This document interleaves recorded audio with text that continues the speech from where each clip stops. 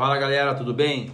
Mais cedo nós colocamos na página Questões de Cardiologia uma questão sobre indicação de revascularização miocárdica, intervenção coronária percutânea versus cirurgia de revascularização miocárdica.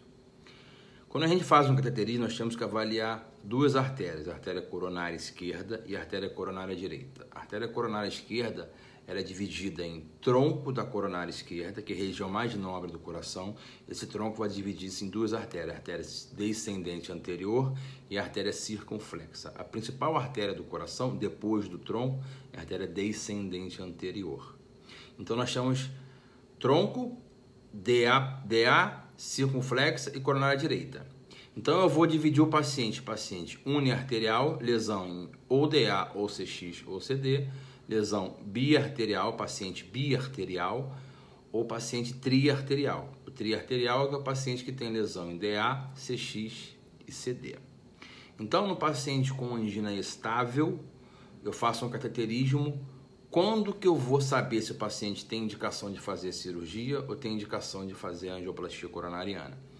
Eu tenho que, primeira coisa, definir se o paciente é uni, bi ou triarterial. O paciente que é uniarterial, eu tenho que dividir em paciente com envolvimento de DA proximal, sem envolvimento de DA proximal. Então, o paciente uniarterial sem envolvimento de DA proximal, eu tenho que fazer intervenção coronária percutânea.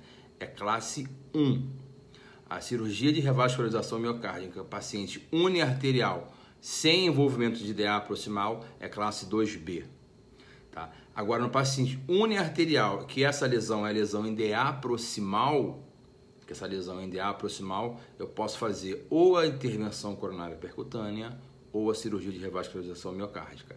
Então, tanto a intervenção coronária percutânea quanto a cirurgia de revascularização miocárdica em paciente uniarterial com lesão em DA proximal é classe 1. A diretriz nos contempla fazer ambos tratamentos.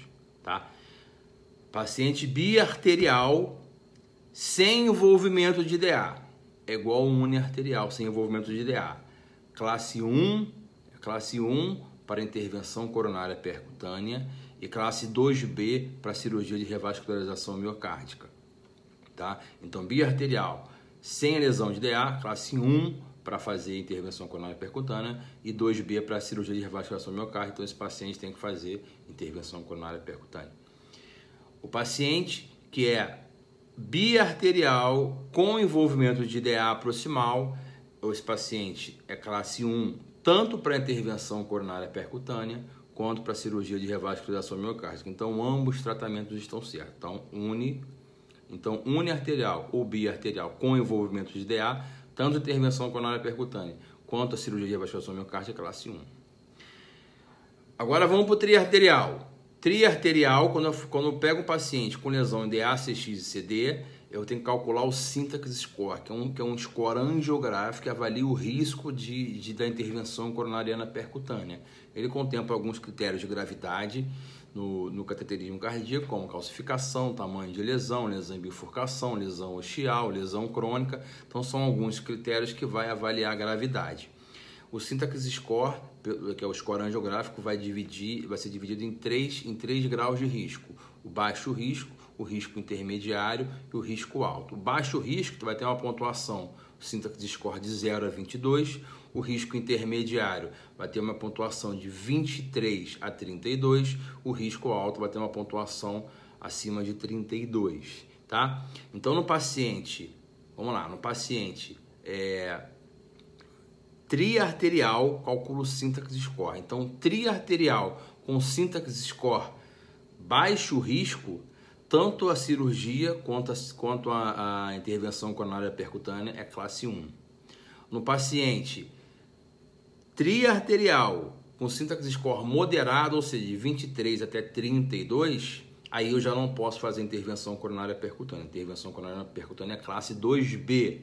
Esse paciente tem que fazer a cirurgia de revascularização miocárdica, que é a classe 3, a indicação.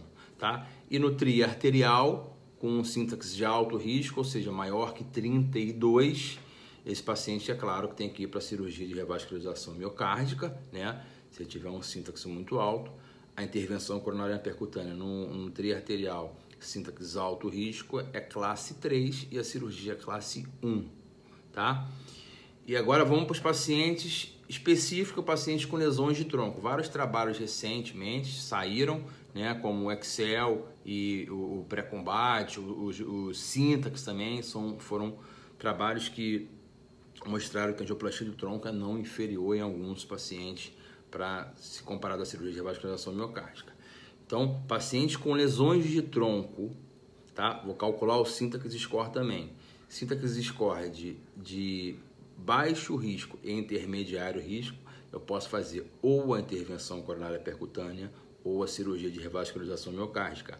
Ambas estratégias, intervenção coronária percutânea, cirurgia no Syntax baixo ou moderado risco para lesão de tronco é classe 1, tá? Classe 1. Agora, no paciente que tem um Syntax de alto risco, ou seja, maior que 32, esse paciente não tem que fazer a intervenção coronária percutânea, tem que fazer a cirurgia de revascularização miocárdica, tá? Então, a diferença do tronco para triarterial, no tronco, eu posso fazer, no paciente com lesão de tronco, posso fazer no Syntax baixo ou moderado risco, intervenção coronária percutânea ou cirurgia.